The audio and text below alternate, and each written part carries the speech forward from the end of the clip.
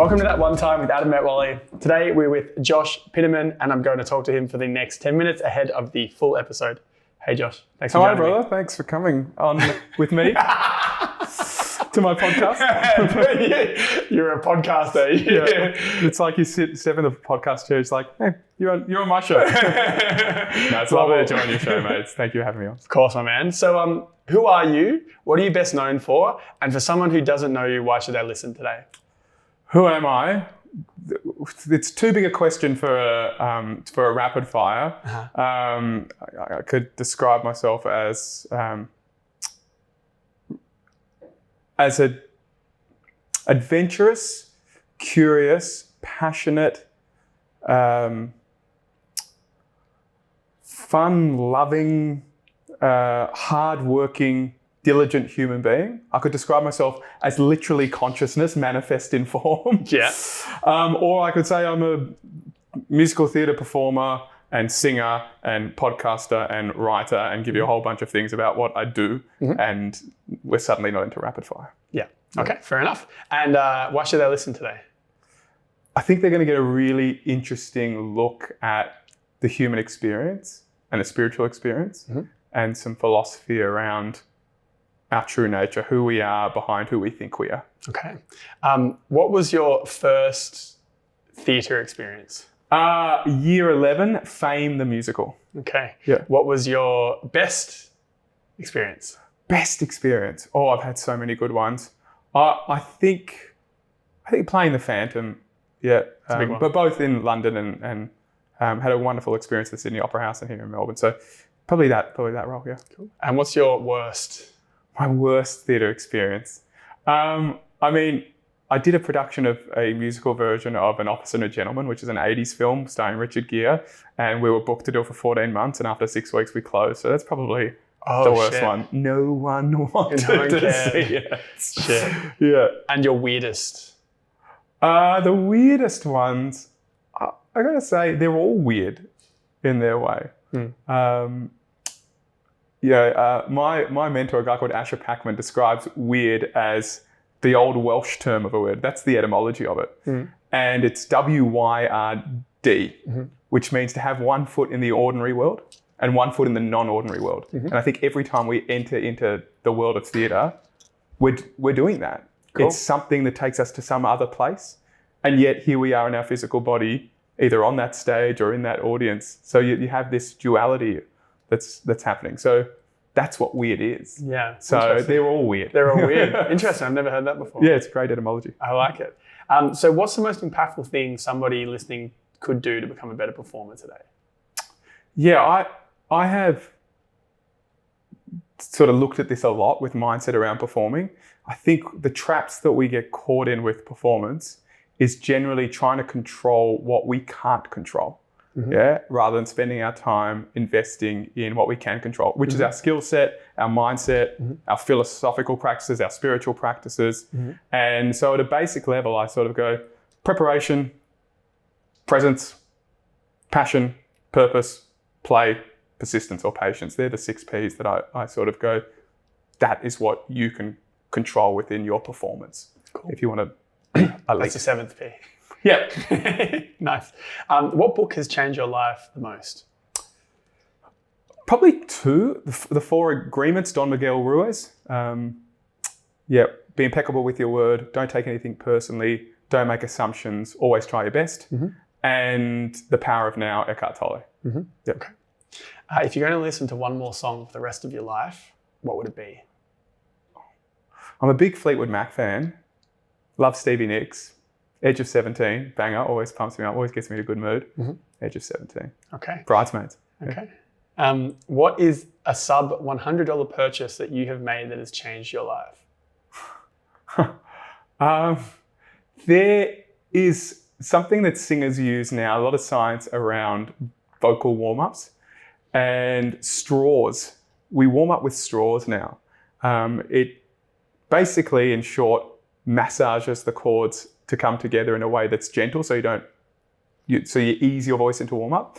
And so there's a company called Ravox that sell this extendable straw. The longer the straw, the more challenging it is. So it extends in parts.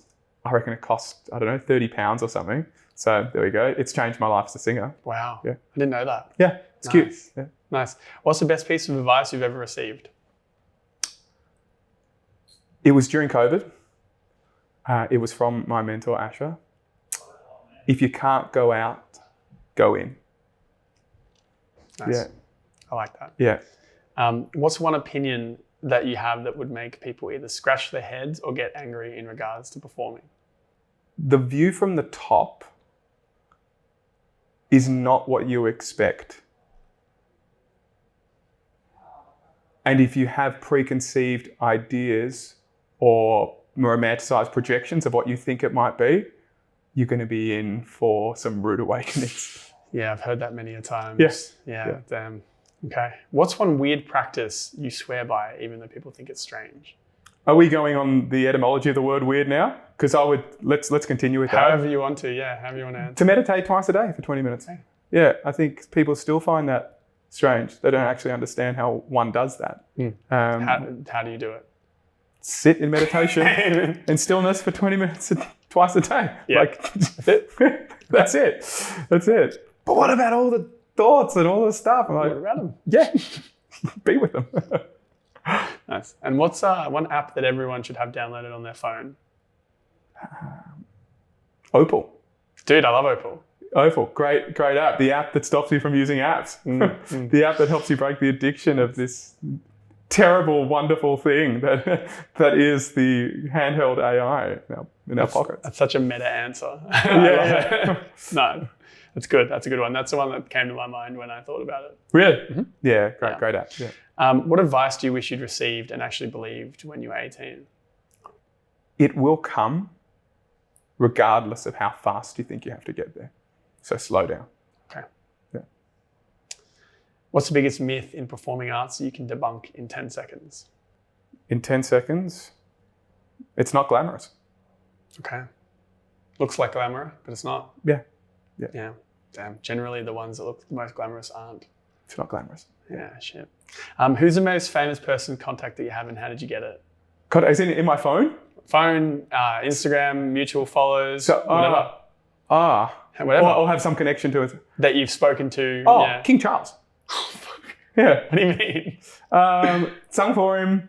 Had a great, shared dinner with him on a table. Had an event just literally 3 days before we went to lockdown in London. Wow. Follows you on Instagram. No, but he really wanted me to sing lots for him. They were sort of wanting me to sort of travel and do different events for him, and then COVID hit. Wow. So I need to get back in touch with old Charlie and just see if he's still up for the dulcet tones of Piterman. That's wild. Yeah. Nice. What's the strangest compliment you've ever received? Oh, you get so many strange ones at stage door. I think they're normally like, you're my third favourite Phantom or something like that. I'm like, thanks. Do you need to say that? Thanks. Who's your first two? Ramin Karimloo, Jono and Jones. Have you seen them? No, you're my first favourite that I've seen, but they're still my favourites. I'm like, cool. Thank you. If my whole self-worth was attached to this, you'd be killing me right now. Yeah, that's piss. I love that. And my last question. And it's kindness. It comes from the absolute. There's no malicious bone in these people's bodies. It's all love. It's all kindness. It just comes out in a warped way. 100%. I mean, it's an interesting use of words and excitement in that moment. It's great. I love that. I should start saying that to dates. You're my third favourite date I've been on this week. It's still great. Yeah, you're up there. Yeah. That's so good. And my last question for the rapid fire is, what's the craziest story you've been a part of that makes you go, wait, that happened? Craziest story I've ever been a part of? Way too many things that have happened on tour. I was robbed by prostitutes once in Germany. Yeah. There you go. I kind of want to know more. You're not going to know more than that. That's what it is. Fair enough. Well, thank you, Josh. Appreciate you. I'll see you on the other side. Great. Sick. All right.